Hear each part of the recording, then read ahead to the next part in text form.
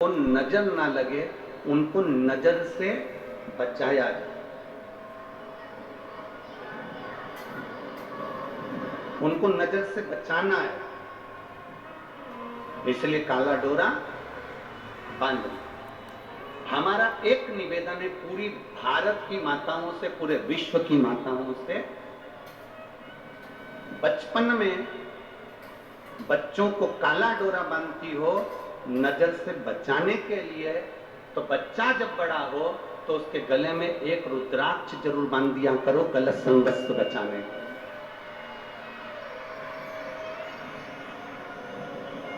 बचपन में काला डोरा नजर से बचाएगा, और जब बच्चा बड़ा होता चले जाएगा, धीरे धीरे कॉलेज तक पढ़ेगा, स्कूल में पढ़ेगा, अच्छी एजुकेशन की ओर बढ़ेगा, ट्यूशन पर जाएगा, उसके गले में एक रुद्राक्ष, एक तुलसी की माला उसके गले में जरूर होना चाहिए, जिससे बचपन में तुमने बच्चे को काला डोरा बांधकर नजर से बचा लिया, तो रुद्राक्ष गले में पड़ा रहेगा, तो वो गलत संगत से बचा लेगा, वो गलत जगह पर जाने से बचा लेगा, गलत विचार से बचा लेगा, गलत दृष्टि से बचा लेगा, गलत सोच से बचा लेगा। एक रुद्राक्ष गले में हो, गलत जगह पर अगर वो बच्चा पहुंच गया तो पहले विचार करेगा कि मेरे गले में रुद्राक्ष है, मेरे गले में तुलसी की माला है, मैं गलत कैसे कर लूं, मैं गलत भोजन कैसे कर लूं, मैं गलत व्यसन कैसे कर लूं, मैं गलत नशा कैसे कर लूं। बचपन में काला डोरा नजर से बचाने के लिए तुम बांधती हो, तो बच्चा जब बड़ा हो तो उसके गले में एक रुद्राक्ष जरूर बांधो, जिससे बच्चा कहीं गलत जगह पर न पहुंच जाए, गलत स्थान पर, गलत दृष्टि में, गलत विचारों में, गलत सोच में, गलत मार्ग में हमारे घर की संतान ना जाए। उसके गले में रुद्राक्ष पड़ा होगा तो बार बार उसके स्मरण में आएगा, मेरी मम्मी ने मुझे रुद्राक्ष पहनाया है, मैं गलत जगह नहीं जाऊंगा, मैं गलत चीज नहीं खाऊंगा, मैं गलत लोगों के साथ नहीं बैठूंगा, मैं गलत काम नहीं करूंगा। एक रुद्राक्ष व्यक्ति के गले में जो रहता है वो उसको बल प्रदान करता है। घर में भगवान देवादिदेव महादेव का शिवलिंग है, मंदिर में भगवान शंकर का शिवलिंग है, पर तुम्हारे संपूर्ण जीवन में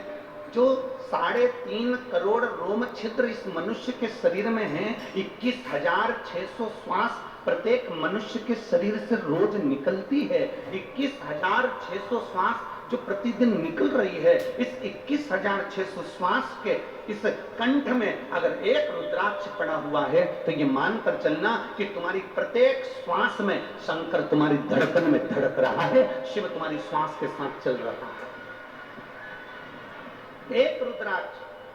आपके गले में हो, एक रुद्राक्ष मेरी बेटियों के गले में हो, एक रुद्राक्ष मेरे बेटे के गले में हो, एक रुद्राक्ष मेरी माताओं के गले में हो, एक रुद्राक्ष मेरे भाई, मेरे जीजी, मेरे जीजाओं के गले में हो। और रुद्राक्ष हमारे कंठ में जब पड़ा रहता है तो गलत जगह से, गलत मार्ग से, गलत विचारों से, गलत दृष्टि से, गलत सोच से हमें बचाने का कार्य करता है। और जब हमारी बुद्धि में, हमारे चित्त में जब ये बैठ जाता है कि परमात्मा हमारे साथ में है, तो हम गलत जगह पर, गलत मार्ग में नहीं जाते, गलत मार्ग की ओर नहीं जाते। शिव क्या करते हैं? शंकर का गुणगान क्या करता है? शंकर का भजन क्या करता है?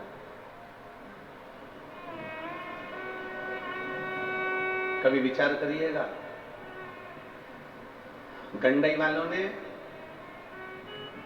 गांव-गांव में जाकर गाड़ियां नहीं फैलाई होगी कि तुम्हें कथा सुनने आना है,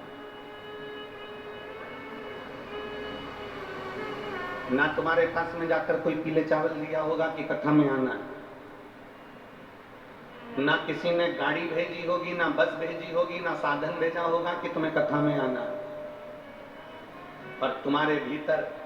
जो शिव तत्व विराजमान है, तुम्हारे भीतर जो शंकर जी विराजमान हैं, तुमने कभी 16 सोमवार करे होंगे, तुमने कभी सोमवार का व्रत करा होगा, तुमने कभी पशुपति व्रत करा होगा, तुमने कभी बचपन में मिट्टी के शिवलिंग बनाए होंगे, तुम्हारी माता पिता ने बचपन में, तुम जब छोटे थे तब माता पिता ने कोई सोमवार का व्रत करा होगा, उस व्रत का पुण्य ऐसा है कि तुम्हें खींचकर शिव महापुराण की कथा तक लेकर आ जाता है। ये हमारे भीतर का पुण्य है, ये हमारे भीतर की पुण्याई है।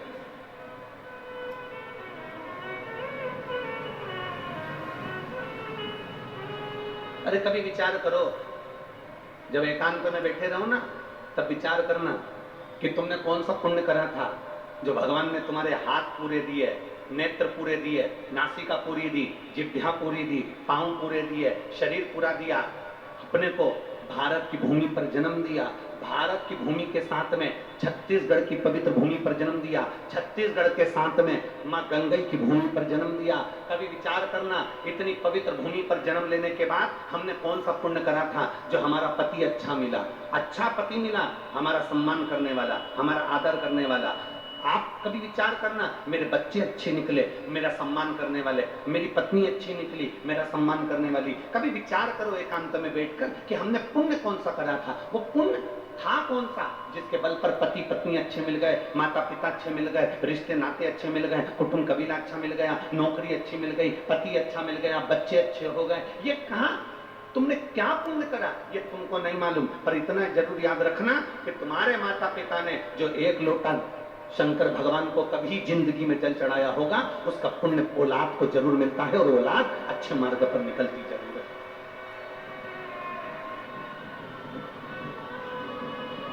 कथा का पहला दिन